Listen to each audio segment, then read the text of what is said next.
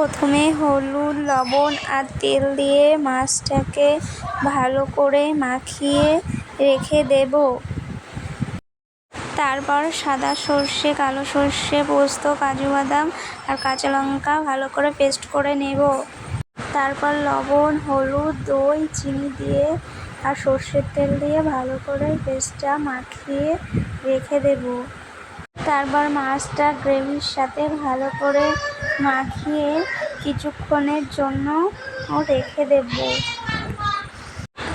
তারপর কলা পাতা আর লাউ পাতাগুলো একটু ছেঁকে নিয়ে ইলিশ মাছের পাতুরিটা বানিয়ে নেব। তার মধ্যে একটা কাঁচা লঙ্কা আর একটু সর্ষের তেল দিয়ে পাতাটা মুড়িয়ে রেখে দেব। তারপর কড়াইয়ে তেল দিয়ে পাতাগুলো একটু ভাপিয়ে নেব।